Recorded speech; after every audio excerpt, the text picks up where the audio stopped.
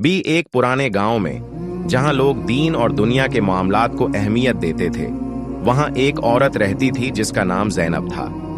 ज़ैनब खूबसूरत थी मगर बुतकरदारी की तरफ माइल थी। वो अपनी ख्वाहिशात की गुलाम बन चुकी थी और दिन रात गुनाहों में डूबी रहती।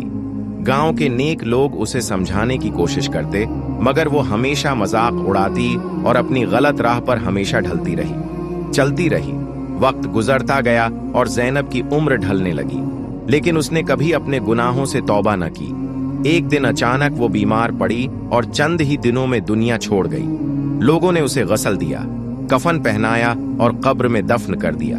लेकिन कुछ अजीब हुआ, जैसे ही उसकी कब्र बंद की गई, अचानक जमीन लरजने लगी और कब्र से खौफनाक चीखों की आवाजें आने लगीं। गांव के लोग खौफजदा हो गए, मगर कोई कुछ न कर सका।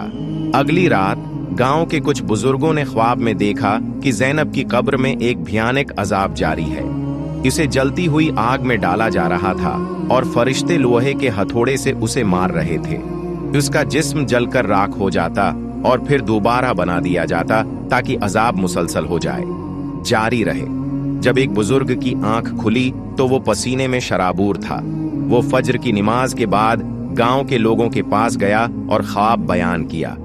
गांव के लोगों ने इस वाक़ये से अबरत हासिल की और अल्लाह के हुजूर तौबा करने लगे।